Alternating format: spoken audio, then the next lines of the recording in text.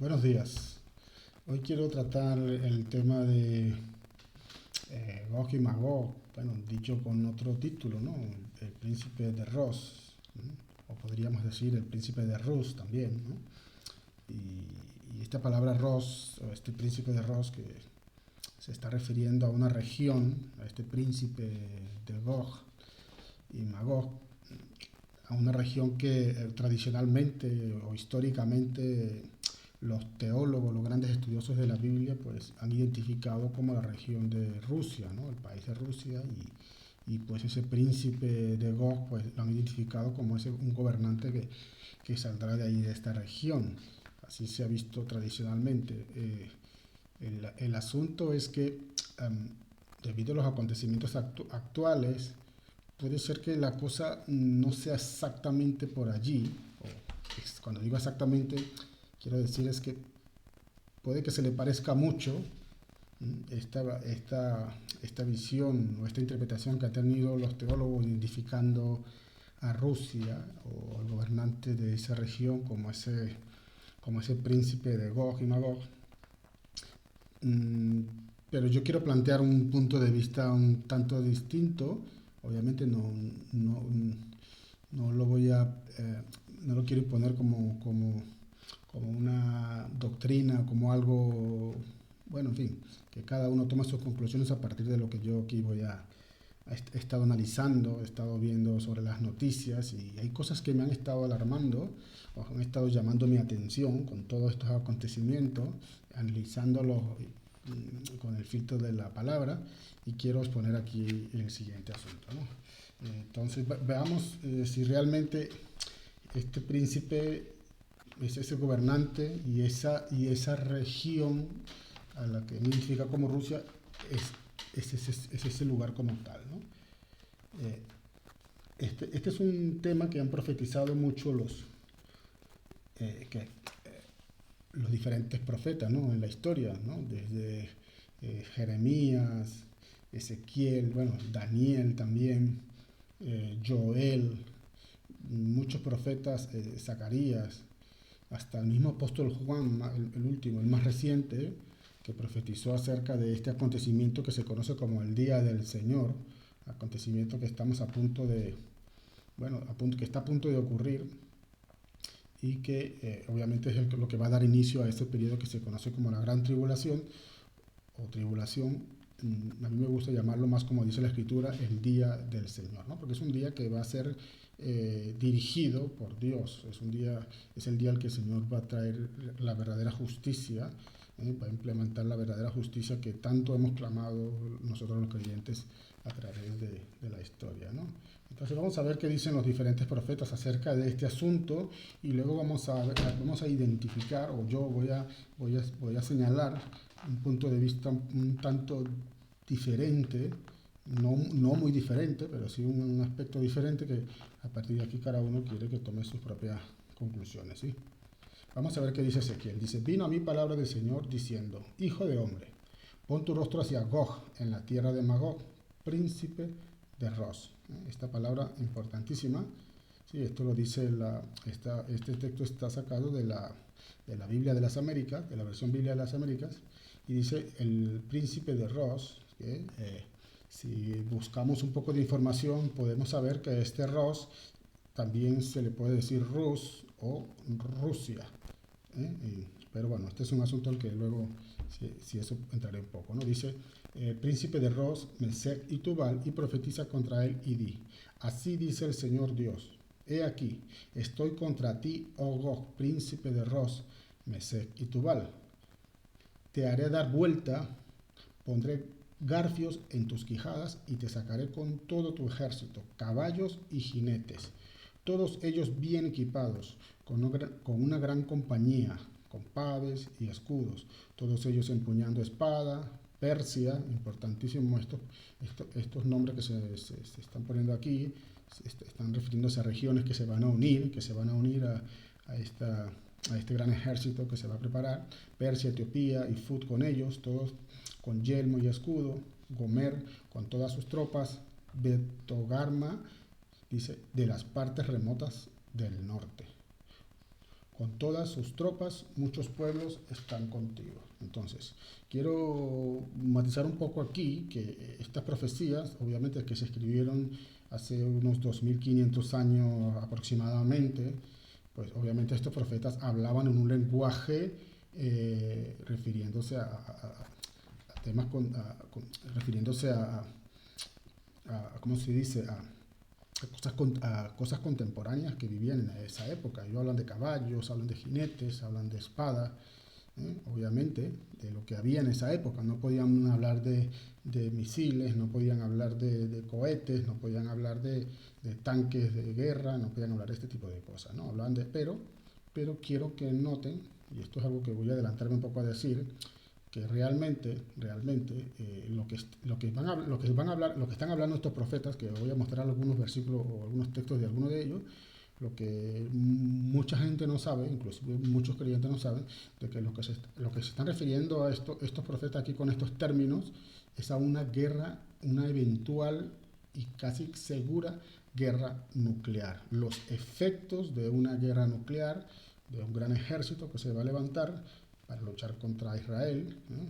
y que esto se va a desatar a través de una guerra nuclear. Y esto ahora lo voy a mostrar aquí con lo que dicen los mismos profetas y veremos si esto es así o no, y a partir de allí, bueno, cada uno toma sus conclusiones. Pero el asunto es que todos estos profetas concuerdan de que este príncipe de Ros, o este gobernante, este líder que se va a levantar y que otros países se le van a unir, es un gobernante que viene de la tierra del norte.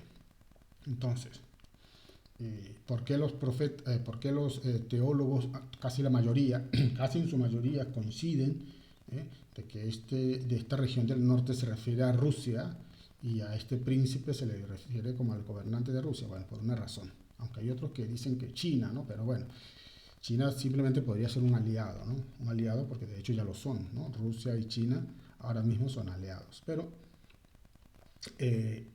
¿por qué coinciden de que vienen del norte? Porque, bueno, tendríamos que tomar como referencia pues la ciudad de Jerusalén, porque obviamente estos pueblos, estos profetas han dicho que estas naciones van a venir en contra de Jerusalén.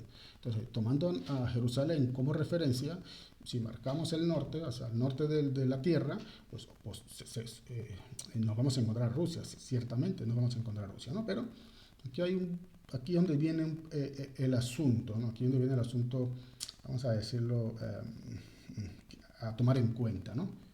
Y es que hay un texto que palabras que el Señor Jesús decía o repetía con frecuencia, y era: el que tiene oídos para oír, que oiga, y el que lee, entienda. ¿Y por qué digo esto? Digo esto porque en la época cuando nació el Mesías, cuando Jesús vino y nació en la tierra, pues cuando se empezaron a escuchar rumores, sobre todo cuando los magos vinieron y dieron pues la noticia de que venían, entonces empezaron aquel rey Herodes preguntando a los sabios, a los expertos, a los teólogos de la época, preguntaron de dónde venía el Mesías. Pues obviamente le dijeron que el Mesías vendría de la ciudad de Belén, ¿sí? Como dice la escritura, de la ciudad de Belén, ¿sí? Entonces, por eso después luego vemos cómo mandan a matar a los niños y todo esto, ¿no? Pero sabemos que por esa matanza, pues, Dios le habla en sueño a José, y José tiene que huir a Egipto hasta que este rey Herodes muere, y entonces se le avisa a José para que pueda regresar otra vez a Israel. Pero, claro, Jesús nació en Belén, como decía la profecía. Pero luego, cuando él regresa, él vuelve a la ciudad de su padre, que es donde vivía él.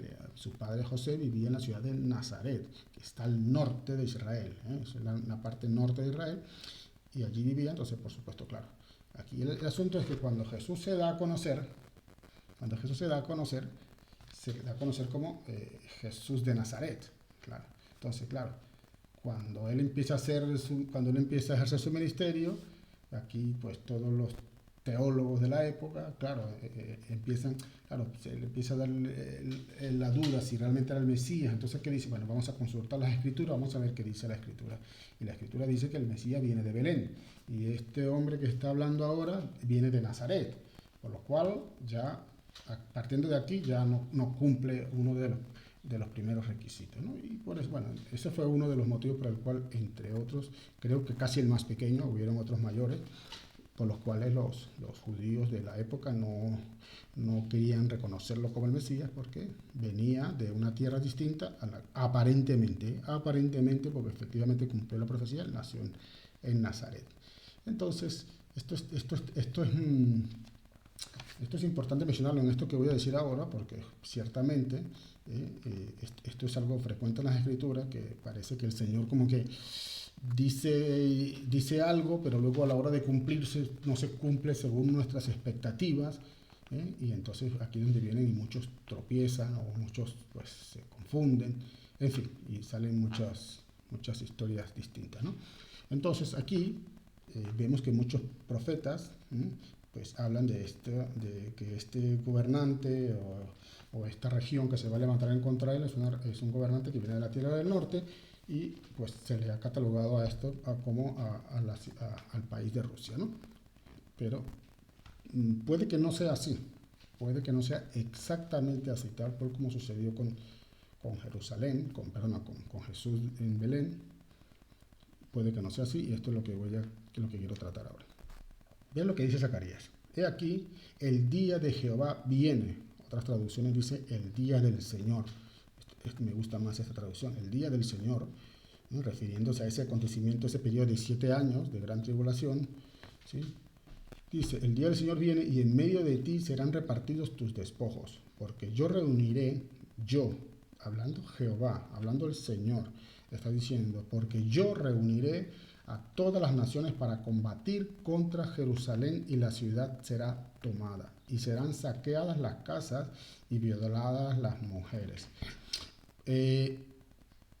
Un paréntesis rápido aquí, recordemos que cuando Jesús habla de su segunda venida, él habla de Judea, que precisamente es la parte del sur de Israel, y habla de que cuando estas cosas acontezcan, dicen los que estén en la ciudad, que huyan a los montes, dicen que no vuelan para tomar su capa, en fin, ¿no?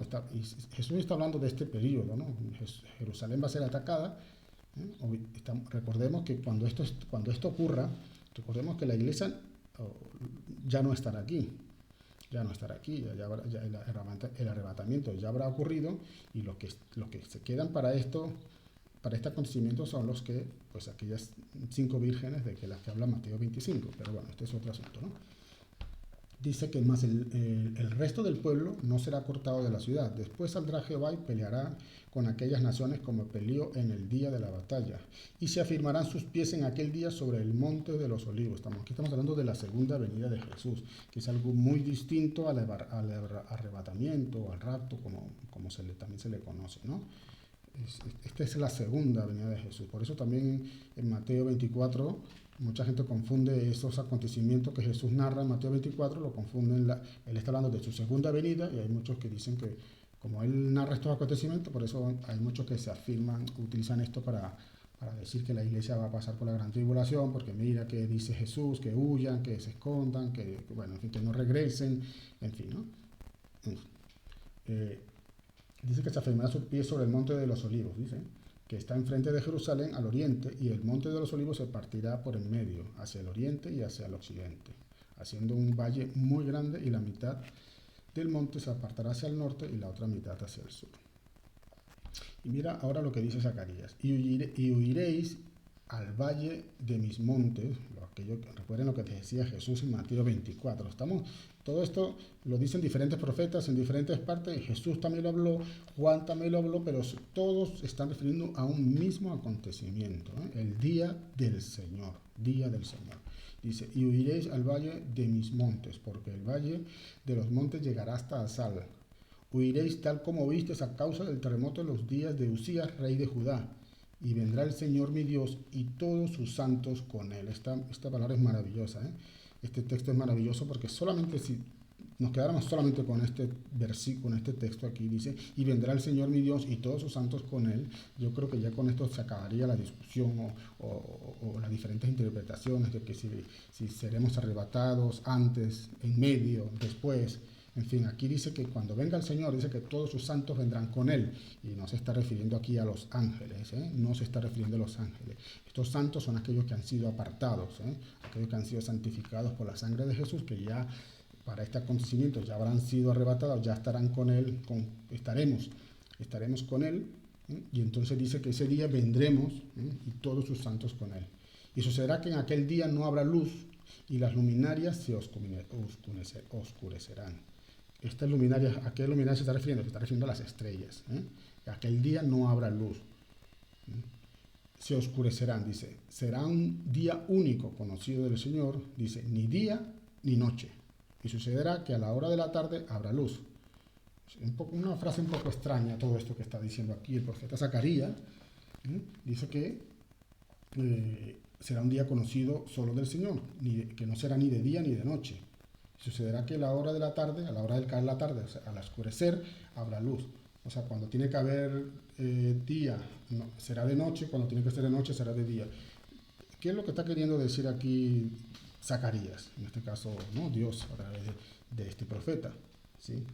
Pues yo ahora voy a mostrarles una imagen para un poco ayudarnos con un gráfico a identificar esto. Pues puede que sea algo como esto, ¿no? Puede que sea. Aquel día dice que no habrá luz, porque si se han notado, ahora con esto de Ucrania, en la guerra que hay en Ucrania, casi siempre los grandes bombardeos, los grandes ataques se suelen producir de noche, cuando la gente está durmiendo.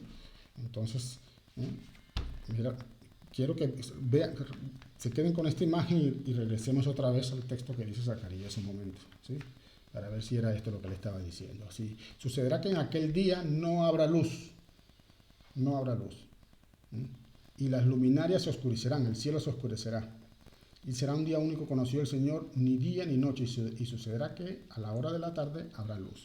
Cuando caiga la noche, se hará de día nuevamente, obviamente por una gran explosión. Esta imagen que vemos allí, la voy a colocar un momento de nuevo otra vez, vemos como una explosión produce no solamente luz, sino también produce como un efecto rojizo, que esto es lo que se refiere la escritura cuando dice que el sol no dará su luz en Apocalipsis, y dice que la luna se convertirá en sangre. Mucha gente ha interpretado esto de forma literal pensando que la luna se va a llenar de sangre, y no es así. Aquí lo que está hablando es de este evento, de este único evento, de que ese color rojizo va a causar un efecto sobre la luna, un aspecto rojizo debido a la gran incandescencia de estas cosas. Cuando dice la Biblia que las estrellas caerán del cielo, no son estrellas, esas estrellas no son estrellas, esa es una lluvia de bombardeo, de bombas, de misiles que van a caer sobre la tierra. Habla de una estrella que va a caer también, que es una estrella mayor que se conoce como Ajenjo. Ya expliqué en otro vídeo que hice que esa palabra Ajenjo en ucraniano significa Chernóbil, vamos a decir el nombre de Chernóbil, la ciudad de Chernóbil donde hubo aquella gran tragedia, significa Ajenjo, el nombre, la traducción, porque en esa región de Ucrania se da muchísimo esa planta. Ajenjo es una planta, una hierba muy amarga que se le conoce como ajenjo, ¿sí? Y casualmente donde más se reproduce esta planta, que está en la ciudad de Chernóbil, en Ucrania, precisamente ahí se construyó esa central nuclear donde hubo aquella tragedia grande que todavía sigue causando. Qué casualidad que en esa ciudad que lleva ese nombre Ajenjo, el apóstol, donde está esta gran central nuclear, el apóstol Juan, hablando de este mismo día, habla de una estrella que va a caer del cielo, y el nombre de que le pone él a esa estrella, le pone el nombre de Ajenjo, aguas amargas. Esto es una explosión nuclear. ¿Sí? Entonces, volviendo otra vez a lo que dice Zacarías, dice que esta será la plaga con que el Señor herirá a todos los pueblos que han hecho guerra contra Jerusalén. Dice, mira la plaga que dice, se pudrirá, perdón, se pudrirá su carne estando ellos aún de pie, y se pudrirán sus ojos en sus cuencas, y su lengua se pudrirá en su boca. Es tremendo, es tremendo, porque como un ser humano que nació hace más de 2500 años, que existió hace más de 2500, podía, seguramente él mismo tampoco a lo mejor no no entendía lo que él estaba hablando. Simplemente él era él escribía lo que Dios, digamos, le inspiraba a escribir, ¿no? No sé si él realmente llegó a entender la magnitud de lo que él estaba escribiendo, no lo sé.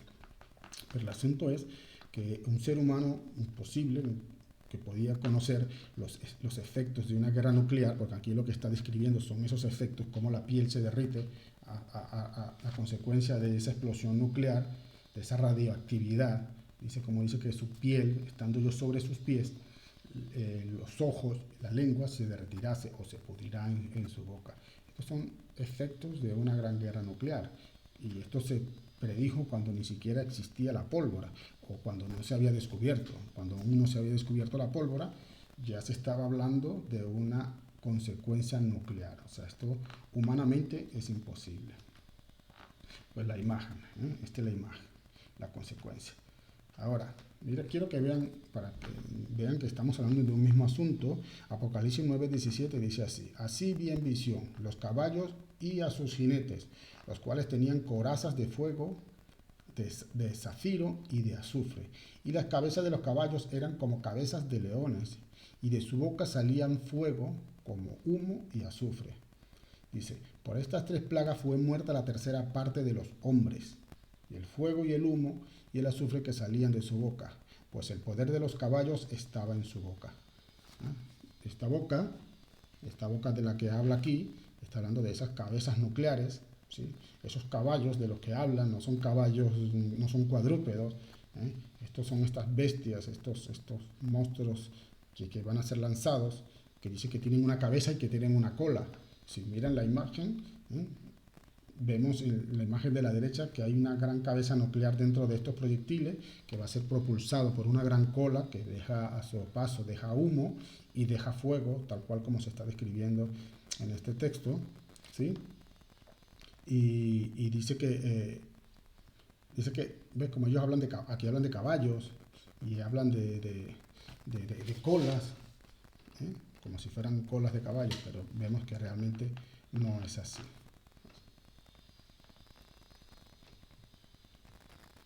¿Sí?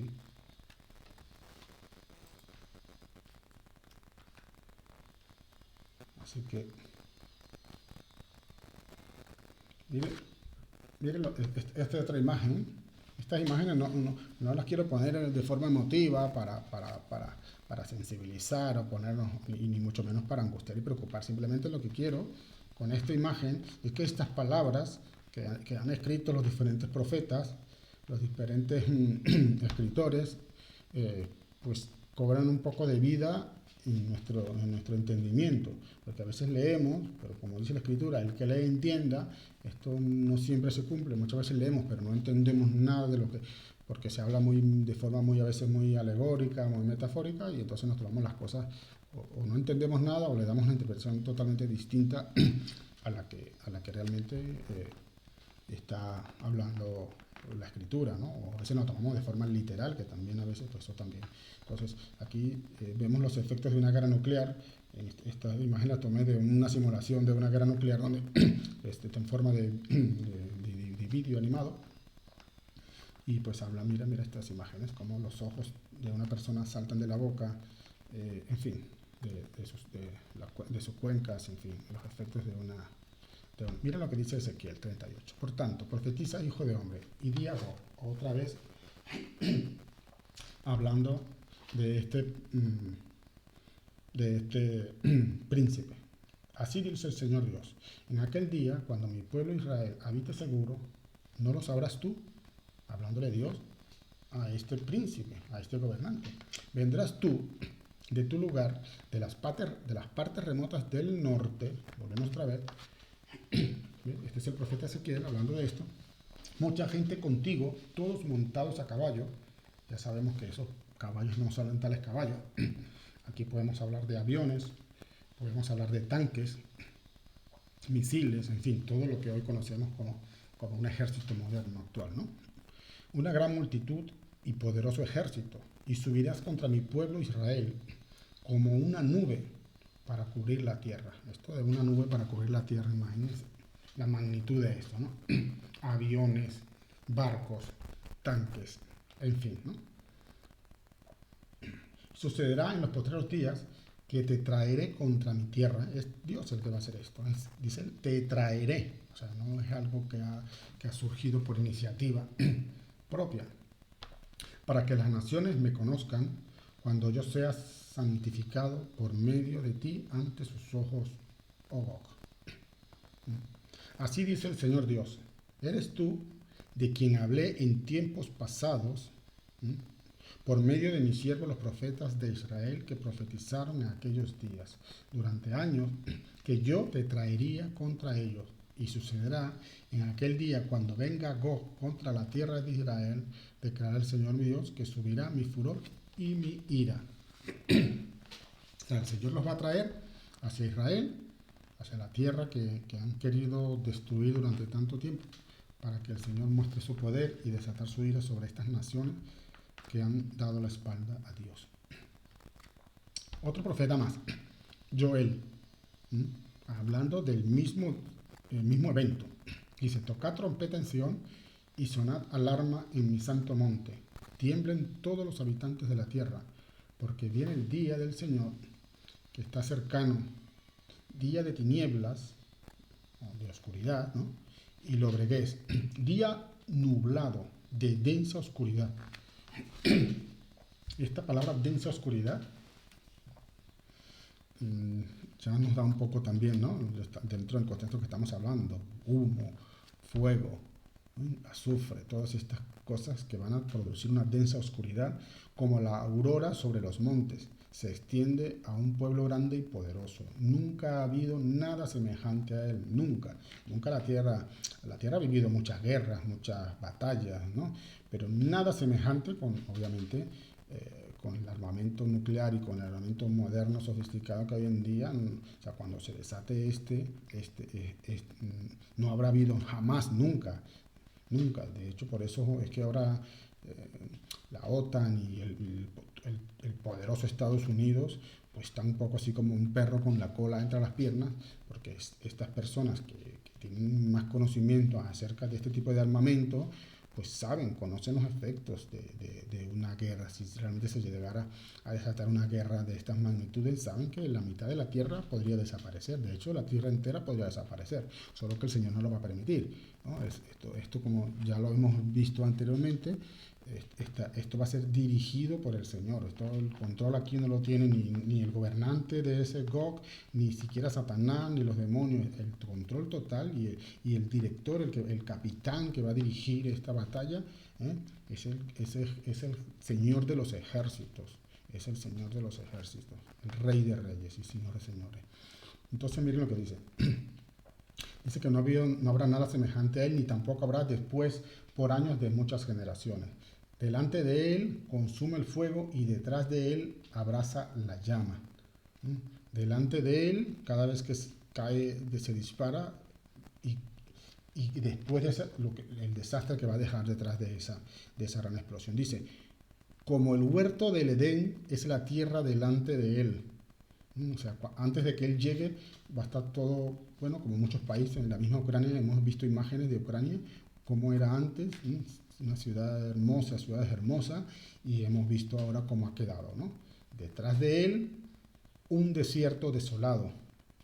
Entonces, quiero mostrar esta, ¿no? Este es un pequeño ejemplo nada más, ¿no? De una de las ciudades, en este caso fue de Hiroshima, en este caso, esta es una imagen de Hiroshima. Cuando hubo aquella famosa explosión, la primera explosión nuclear, mira el antes y el después. Dice, delante de él, a la imagen a la derecha, la tierra se extiende como el Edén. En aquel tiempo una ciudad próspera, moderna, edificios altos, autopistas hermosas, y miren la imagen. Y detrás de él, mira, como dice la escritura, y detrás de él un desierto desolado. Un desierto desolado. Imagínense, esto fue hace ya más de 40 años que sucedió esto. 50, 60, ahora no sé exactamente cuántos años de la guerra de Hiroshima, pero obviamente ya en aquel entonces ya era una ciudad moderna, pero 50, 60 años después las ciudades son mucho más modernas y de hecho mucho más hermosas que esta imagen que estamos viendo aquí. Entonces, si volvemos al texto otra vez, dice, como el huerto de Edén es la tierra delante de él. ¿Cómo era el huerto de Edén? Hermoso. Y detrás, después que pasó esto, un desierto, ¿no? Dice, y de él nada escapa. Como aspecto de caballos es su aspecto. Otra vez el tema de los caballos. Y corceles de guerra así corren.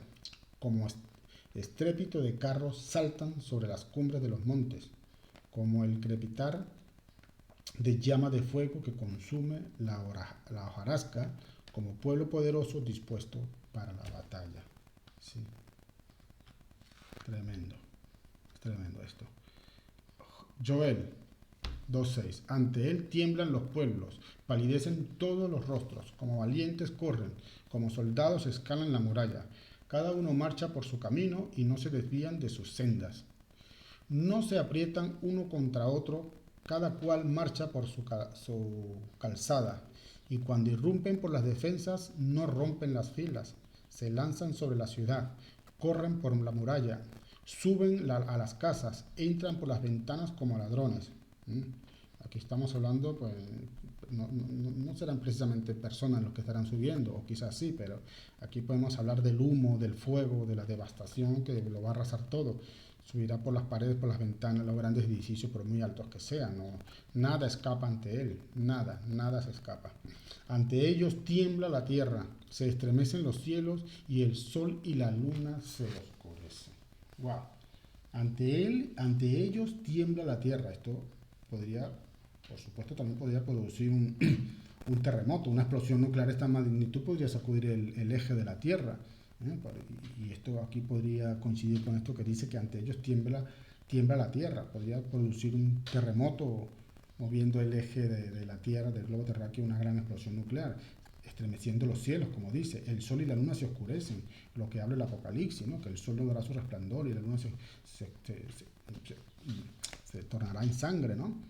Ese color rojizo. Dice que las estrellas pierden su resplandor, ¿no? Otra vez, es Joel hablando de lo mismo que habló Zacarías, lo mismo que habló Ezequiel, Jeremías también lo habla, en fin, ¿no? El Señor, versículo 11, el Señor da su voz delante de su ejército, porque es inmenso su campamento, porque poderoso es el que ejecuta su palabra. ¡Wow! Poderoso es el que ejecuta su palabra. Pues claro, esto ya, el Señor ya lo había estipulado que iba a ser así, y es Él el que va a ejecutar esto.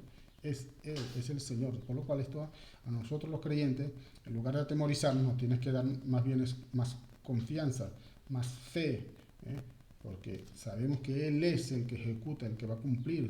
Si Él lo dijo, así va a ser. Mira que esto se escribió hace más de 2500 años, cuando, como vuelvo a repetir, ni siquiera existía la pólvora, y aquí están hablando los profetas de unos caballos que escupen fuego por su boca. Yo me imagino la gente de esa época que leían estos textos, no sé qué se les podía venir a la mente a ellos, yo no sé qué se les podía venir a la mente cuando ellos pensaban en caballos que escupen fuego, no lo sé.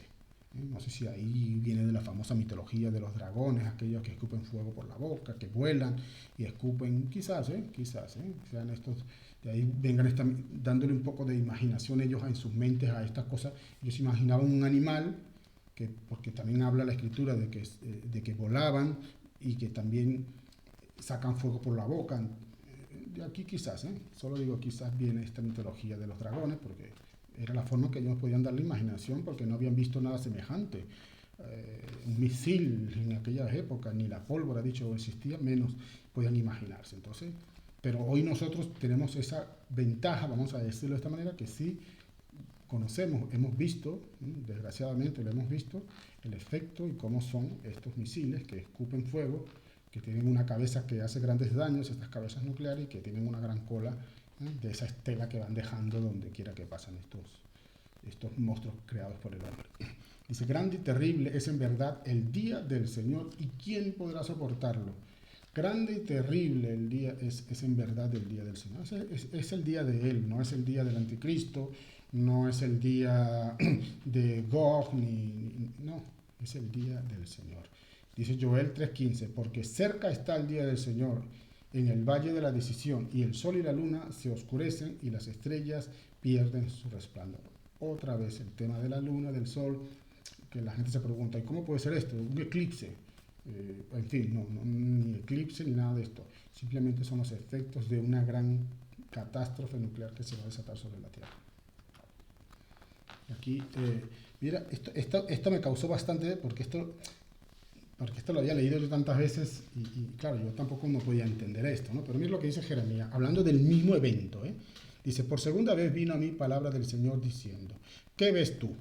Y respondí, veo una olla hirviendo que se vuelca desde el norte, precisamente desde el norte. Dice que ve una olla hirviendo.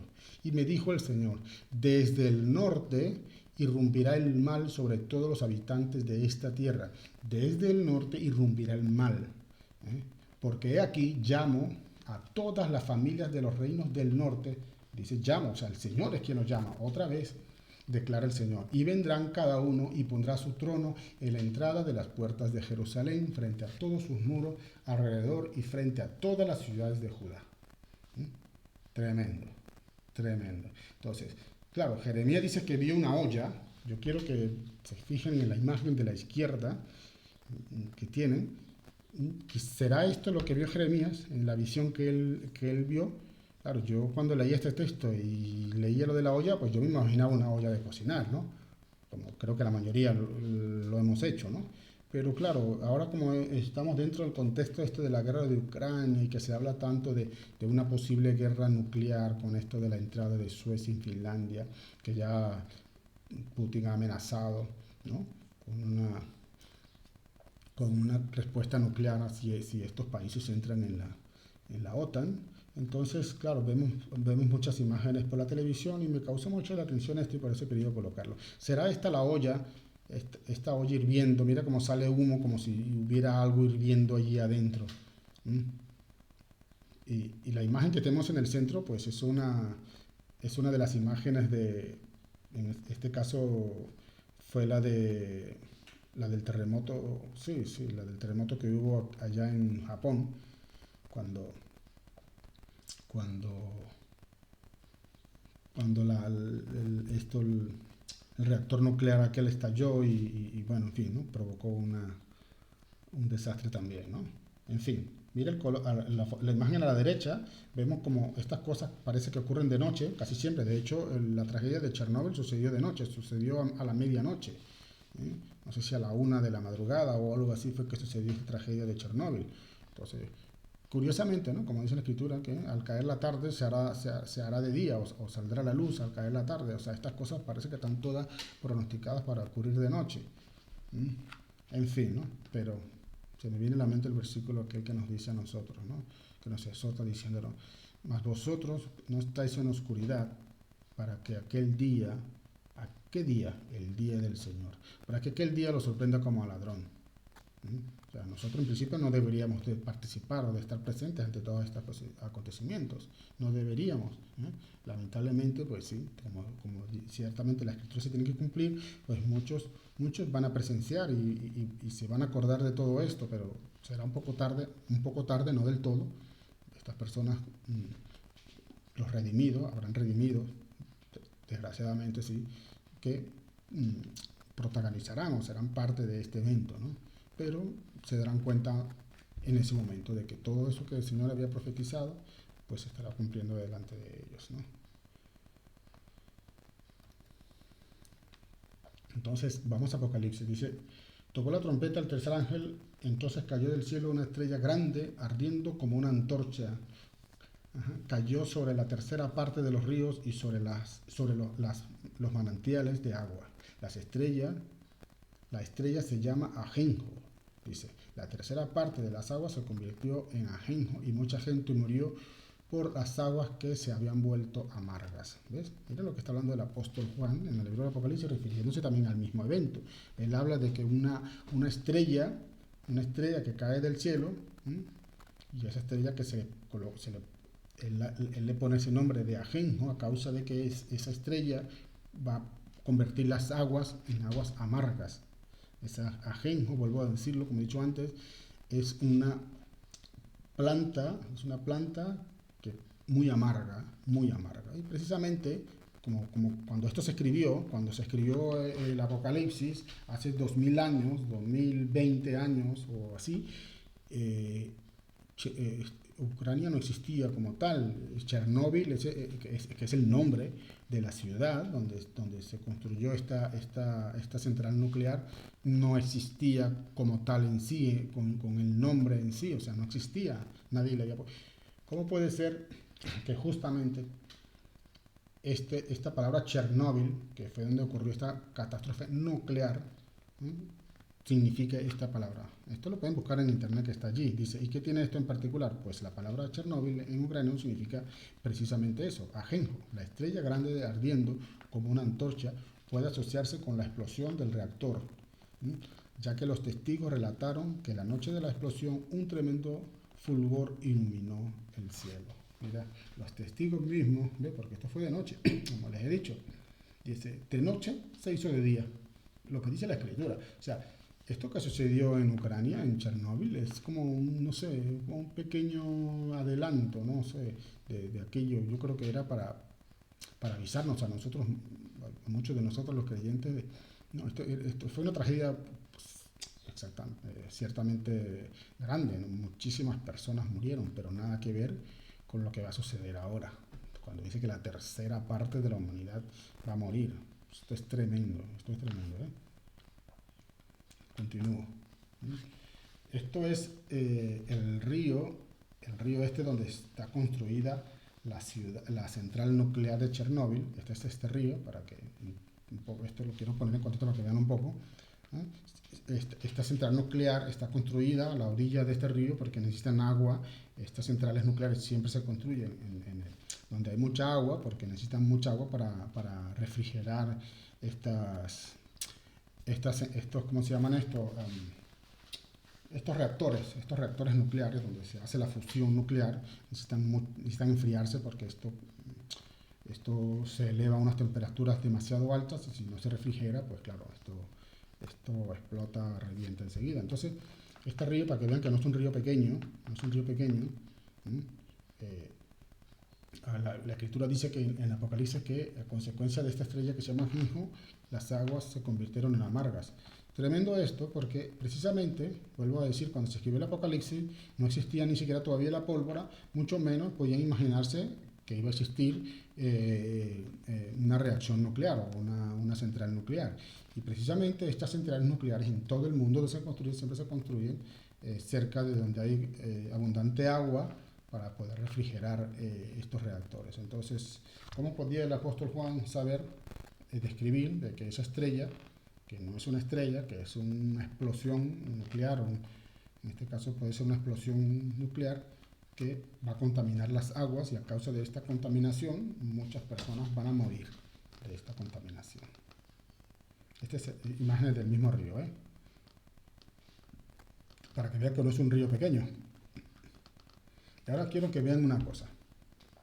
Y ahora sí ya voy a entrar un poco aquí en materia de lo que dije en un principio, sobre si realmente es Ucrania, es Rusia, o en este caso tomando siempre como referencia las capitales de los países, siempre, ¿no? En este caso tomamos la referencia de Jerusalén como punto de partida para marcarnos el norte, identificar esa región a la que se le llama Magog, en la escritura, a esa región del norte. Vamos a tomar como referencia a Jerusalén, y entonces miremos lo siguiente, ¿no?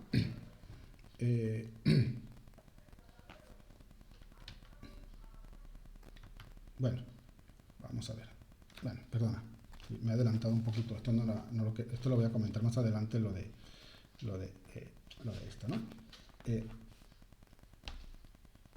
Quiero... A ver, espera. Voy a adelantarme un poco aquí. Quiero... sí, perdón. Sí. Perdón, voy a utilizar aquí una herramienta que es Google Earth. La mayoría la conocen. Quiero hacer una prueba en tiempo real, para que todos podamos ver esto que estoy exponiendo aquí, ¿vale? Una prueba en tiempo real. Entonces vamos a buscar a Jerusalén. Sí, la tenemos aquí. A Jerusalén. Y ahora vamos a marcar una línea recta hacia el norte. Aquí, perdón, voy a volver a marcar aquí el punto. Aquí está Jerusalén. Y sí, vamos a marcar aquí el punto de Jerusalén como punto de partida. ¿Sí?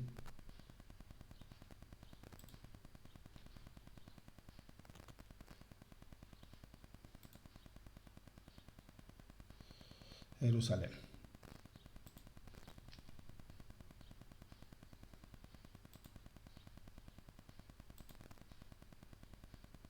Entonces voy a reducir el mapa y me voy a ir hasta el norte de la Tierra, hasta el norte del globo terráqueo. ¿Sí? Quiero que se fijen bien en esto.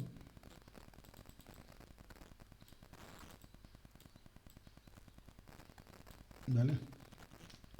Vemos que aquí tenemos el globo terráqueo. Aquí tenemos el polo norte. Recordemos que la Tierra está inclinada. La Tierra no está en posición recta, sino que está inclinada.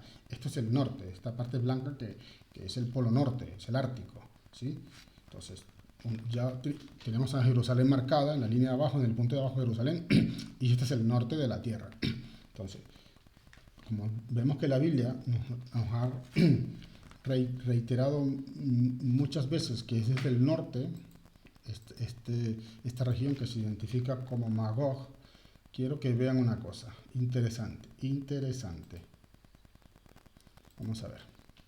Yo mismo cuando empecé a mirar esto me llamó muchísimo la atención. Quiero que vean una cosa.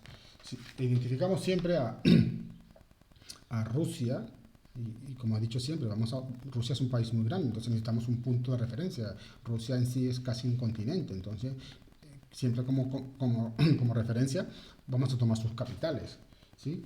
Entonces aquí está Moscú, esa es la capital de Rusia, pero aquí vemos una pequeña ciudad que está todos los días en la noticia, que es la ciudad de Kiev, capital de Ucrania. Ahora, yo voy a marcar el punto aquí, en Kiev, ¿sí? Y voy a marcar otro punto aquí en Moscú. Quiero marcar. Ahora, voy a volver al punto de Kiev y voy a reducir para orientarnos otra vez hacia el norte. Aquí tenemos el norte, que es este aquí. Entonces, si estiramos una línea recta desde Jerusalén, si la tomamos desde Jerusalén, vemos que no nos vamos a encontrar precisamente a Rusia, o en este caso a Moscú, ¿no? Nos vamos a encontrar a Ucrania.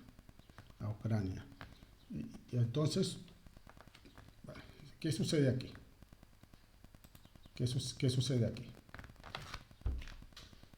¿Falló la profecía? O no la profecía, perdón, dicho mal. Fallaron los teólogos, se han equivocado los teólogos cuando han identificado siempre a Rusia como ese pueblo de Gog, y ese gobernante de Gog y en esa tierra de Magog. Algunos inclusive han dicho que es China, pero mira, China está todavía, mucho más aislada todavía. O sea, a China ni de broma la podemos tomar como referencia en esta profecía, aunque posiblemente va a ser un aliado, es muy posible que va a ser un aliado, pero no es ese príncipe de Ros, Entonces, he dicho anteriormente que Ros podemos traducirlo como Rus y que es el mismo país de Rusia. Entonces, ¿qué pasa aquí? ¿Hay una contradicción? No hay ninguna contradicción. Quiero ahora enseñarles algo que puede que sorprenda más de alguno, que seguro muchos no lo saben, y la respuesta puede estar aquí. Quiero que vean esto, y esto quiero hacerlo en tiempo real. Quiero hacerlo en tiempo real porque no quiero que vean que es un montaje que estoy haciendo, esto lo pueden comprobar en internet. Mira, 6 capitales rusas, 6 capitales rusas que no te habías imaginado. 6 capitales, o sea, no crean que Moscú ha sido siempre la capital de Rusia. No siempre ha sido la capital de Rusia. Entonces quiero que vean aquí. Aquí vemos una primera capital, que es esta que se llama aquí la Doga. Vemos otra segunda capital, Novgorod, otra segunda capital. Y luego vemos aquí una tercera sorpresa, que es la ciudad de Kiev. ¿Y cómo que la ciudad de Kiev, capital de Rusia? Bueno, miren lo que dice aquí. En el año 882, Oleg fue autorizado para trasladar la capital de la Rus, Rus o Ros, es el príncipe de Ros, dice a Kiev, dice que fue autorizado para trasladar la capital a Kiev, con el objetivo de expandir el reino. Kiev también estaba situado en la ruta comercial, bueno, en fin, ¿no? Extraño, ¿no? Rusia, perdón, Kiev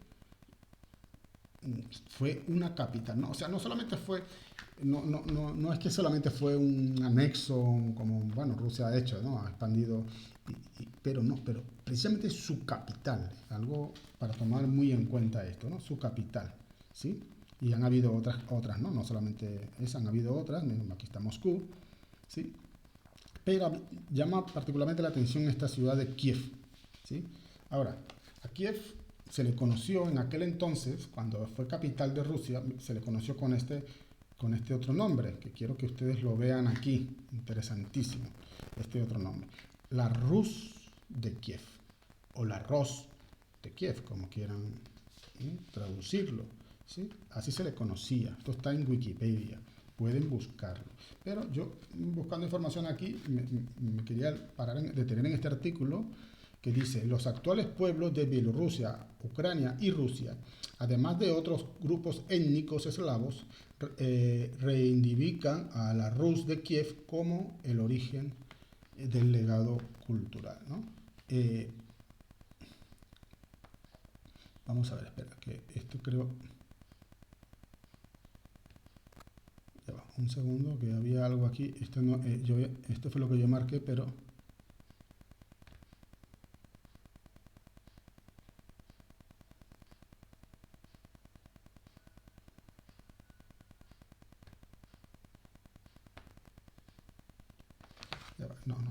No era este, no era este, era el otro.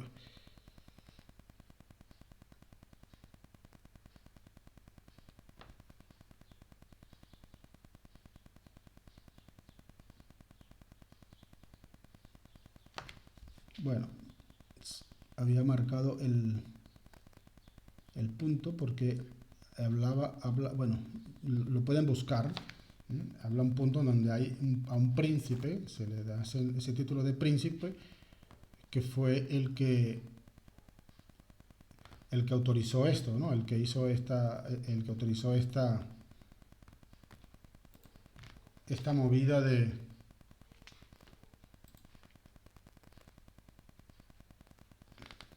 Sí, vamos a ver, fue por aquí. Aquí, no, aquí está, perdón, aquí, es aquí.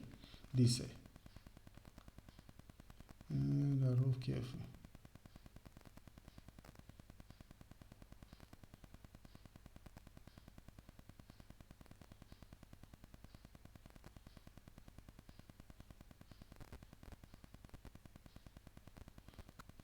Bueno, tampoco no es aquí. Bueno, es igual. Bueno, volvemos otra vez al asunto, ¿no? Capital de Rusia, Kiev. Bueno, interesante esto, ¿no? Y ahora vemos en esta situación actual un personaje que se está levantando con mucha fuerza, que se le ha dado un papel de víctima y solo quiero despertar la atención en este asunto. La escritura nos habla de que hablando acerca del anticristo, va a ser un personaje que no va a tomar el poder por la fuerza, sino que recibirá poder, recibirá autoridad, se le entregarán la autoridad, no es algo que él va a tomar por la fuerza. En este caso, si tomamos a Rusia y a Putin como gobernante, vemos que él se está tomando las cosas por la fuerza. Es un poco distinto a lo que dice la Escritura. La Escritura nos habla de que este personaje que se le conoce como el anticristo, pues va a ser un personaje, o se describe como un personaje que, bueno, en principio va a traer paz y bueno, en fin, ¿no? Como un héroe, casi lo ponen como un héroe, que luego después dice que hará la paz con Israel, ¿no? Y luego a los 3 años y medio romperá ese pacto. Y ahora quiero que vean estas imágenes, y esto fue lo que me motivó a mí, a hacer este estudio, ¿no? Esto fue lo que me motivó a mí a hacer este estudio, y es que cuando yo empecé a ver por las noticias estas imágenes de esta persona que voy a mostrar aquí, que ya todos conocemos esta persona, me llamó tremendamente la atención viendo cómo todos los gobernantes, todos los poderosos de las naciones se ponían de pie para casi reverenciar a esta persona. En los diferentes parlamentos europeos, Italia, Francia, Alemania, inclusive España, Estados Unidos, todos ovacionándolo, todos. Hay muchas imágenes, pero quiero ahora que vean este vídeo. Yo sé que la mayoría lo saben, que este señor, antes de llegar a ser presidente, fue comediante. Y hay una serie que ahora creo que la van a pasar por Netflix o Antena 3, ahora no lo sé exactamente, traducida al español, donde él pues hacía parodias y tal, ¿no? Parodias de que precisamente él iba a ser presidente. Una parodia donde él era alguien que luego se convertía en presidente y que, mira, fue algo que luego sucedió, ¿eh? Luego se convirtió en presidente, que ni él mismo parece que no se lo imaginaba, ¿no? O nadie se lo puede imaginar porque ni siquiera era un político, era un comediante. Entonces, en una de estas parodias que él hacía, cuando ya él había sido presidente, mira en este vídeo, quiero que...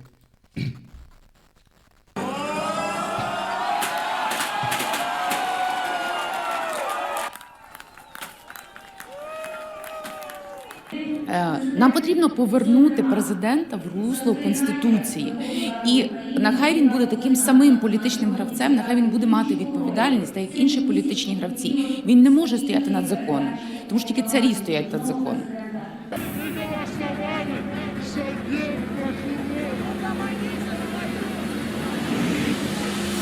Я вважаю, що це було би дуже слабким рішенням новообраного президента розпочати свою діяльність із розпуску парламенту. Цей парламент він не втратив легітимності, його обрали люди. І тут немає ніякої потреби. Якщо в 2014 році ми розуміли, чому парламент потребував оновлення, то сьогодні цей парламент має допрацювати свою каденцію. Ну так, у нас буде так історично складатися, коли президент буде обиратися з іншою підтримкою, ніж та, яка є в парламенті, але з цим треба жити.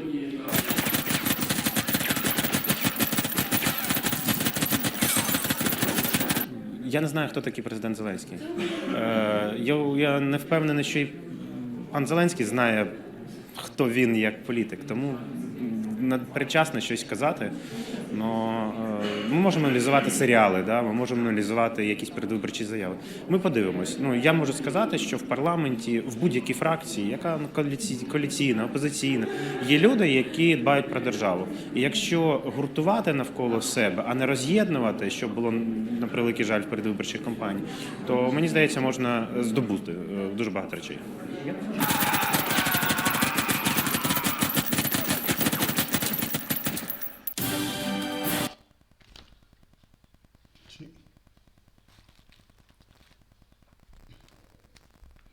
Pues no sé qué les ha parecido esto, hasta aquí, hasta donde les he mostrado todo esto.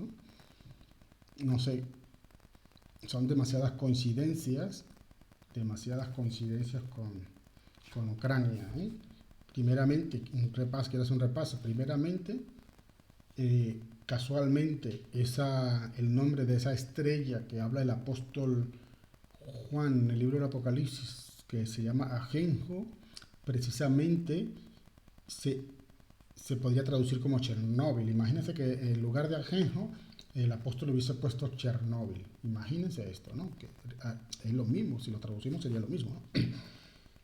Quizás hubiese despertado un poquito más nuestros ojos, pero como vemos que la escritura simplemente es para el que tenga oídos, oiga, y para el que lee, entienda, pues la escritura muchas veces no está como muchos quisiéramos que estuviera, ¿no? O sea, que fuera directa, así, que nos hablara de forma clara, pero casi nunca es así. Entonces, es mucha casualidad de que esa ciudad donde está esta central nuclear se llame pues así, Chernóbil, ajeno, ¿no? Es mucha casualidad de que este príncipe de Ros, o este príncipe de Gog también, como también se le dice en otras traducciones, precisamente esté más alineado al norte que el propio Moscú, la propia Rusia, ¿sí? Es mucha casualidad que este gobernante de esta ciudad, que ahora se está haciendo, bueno, delante de las personas, yo mismo inclusive así también lo veía, porque por supuesto a todos nos duele, a todos nos conmueve ver cómo una nación, cómo tantos seres humanos pierden la vida, sufren, son sacados de su país por la fuerza, en fin, ¿no? Toda esa tragedia humanitaria que está ocurriendo, pero nosotros tenemos que ver las cosas, o deberíamos, nosotros los creyentes deberíamos ver las cosas un poco más allá, no solamente en el ámbito natural, ¿no? En el ámbito físico, sino en el ámbito espiritual. ¿Qué hay detrás realmente de todo esto? Recordemos que es Dios el que está orquestando todo esto, no es del anticristo, no es Satanás, no es un gobernante, no, ninguno de ellos tiene el control. Dios es el que está organizando todo esto para traer, como dice él, engancharlos como un garfio por sus quijadas y traerlo a Israel, a Jerusalén, ¿no? Es mucha casualidad que este señor, ahora las naciones se le estén levantando. Este señor, yo he escuchado palabras ya un poco arrogantes de él es así, porque tiene una buena dialéctica, es muy elocuente el hombre para hablar y así, ¿no? De hecho es muy alabado. He escuchado a algunos expertos en esto, de los que saben analizar los diálogos, ¿no? Diciendo que este hombre pues realmente sabe dominar bien las palabras, sabe hablar entre líneas, sabe transmitir mensajes, sobre todo a los gobernantes, sabe transmitirle mensajes entre líneas que solamente se entienden entre ellos. Yo sin ser un experto en este tipo de mensajes o de análisis de este tipo, pues me doy cuenta de que este hombre está tomando un cierto estilo arrogante cuando se refiere a las naciones que en principio le están ayudando a hacerle frente, porque por supuesto que ellos por su propia capacidad no tienen fuerza, no son suficientes para hacer frente a un país como Rusia, sino es por la ayuda que están recibiendo, la ayuda internacional que están recibiendo, principalmente de Europa y Estados Unidos, ¿no? Y aún así, con toda esa ayuda que él recibe, él levanta un tono arrogante, pero sobre todo muy diplomático, muy entre líneas, no al estilo bolivariano, por supuesto, no al estilo chavismo, ese estilo chabacano, sino este señor lo hace con una elegancia, una diplomacia muy, muy exquisita, pero arrogante, detrás de sus palabras, arrogante, ¿no? Ya casi se atreve a amenazar a países como Alemania, por ejemplo, a países como Alemania por no cortar sus vínculos con Rusia directamente, sobre todo con el tema energético y con el comercio que tienen con Rusia, ¿no?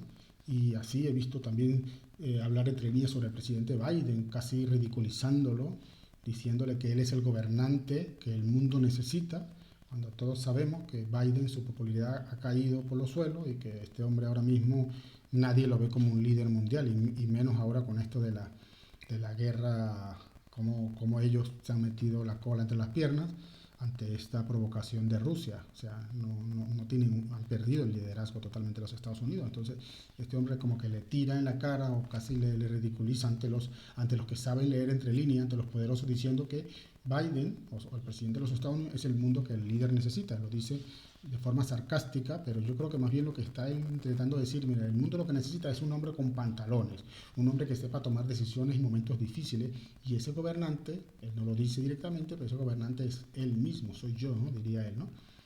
Que mira, en medio de las bombas yo salgo y visitarlos, cosas que no hacen otros presidentes. Cuando hay guerra, otros gobernantes se esconden en búnkeres o se van del país, dejan a la gente matar. Él no, él de un principio está dando la cara, sale en los medios de comunicaciones, sale por las calles, no lleva escolta, pero tampoco no lleva un ejército con él, va a los hospitales. De hecho, hoy mientras grababa este vídeo he visto que ha visitado una de las ciudades más, la ciudad de Kharkov, que es una de las ciudades más castigadas ahora mismo, está a 500 kilómetros de su lugar de residencia, de Kiev, y o sea, el hombre como que dando la cara, diciendo, mira, aquí lo que necesita es un hombre con pantalones, un gobernante mundial que no se amedrente ante las dificultades, ante las adversidades, ni ante nadie, que no se doblegue ante nadie, ¿eh? Entonces, ojo, y todas las naciones, pues, aplaudiéndolo, todas las naciones ovacionándolo. Sí, bueno, no me voy a extender más en esto, porque se me va a hacer muy largo, pero bueno, cada uno aquí tome sus propias conclusiones. ¿Será realmente Rusia ese país que tanto han señalado los teólogos, los estudiosos bíblicos, como ese sitio del norte donde va a ser atacada Jerusalén? ¿Será realmente Rusia? ¿O puede que no sea así, no sea realmente Rusia? Y Kiev, viéndolo en el mapa, están bastante cerca, pero si vemos la alineación hacia el norte, vemos que Kiev, su capital, está mucho más alineada al norte que la propia Moscú. Y como ya hemos mostrado, Kiev fue capital de Rusia. O sea, Kiev fue Rusia mismo, aunque ahora mismo, así mismo, bueno, de hecho antes de la guerra, ucranianos y rusos se llamaban hermanos, o sea, eran prácticamente un mismo pueblo, hasta hace 8 años que empezó la guerra esta que hay en la parte del Mar Negro, ¿no? Entonces los rusos empezaron allí a ocupar territorios, pero antes de eso, rusos y ucranianos, prácticamente una misma nación, ¿no? Entonces, bueno, yo lo voy a dejar aquí y a partir de aquí cada uno tome sus conclusiones. Solo alertar, ¿eh? Sobre todo porque veo, a veces como dice la Escritura, por falta de conocimiento mi pueblo perece. Veo que hay inclusive muchas iglesias cristianas que por falta de entendimiento, por solamente quedarse viendo las cosas desde el plano natural, pues claro, yo no estoy ahora, con esto tampoco no quiero, ¿cómo se llama? Estimular a ir en contra de esta nación. No. Yo simplemente lo que quiero ver, lo que quiero, digamos, con este estudio que he presentado, es que abramos bien los ojos espirituales, veamos las cosas, no las saquemos del plano físico, del plano natural, y que escuchemos lo que el Espíritu está diciendo a las iglesias, lo que el Espíritu está hablando. Que el Señor les bendiga.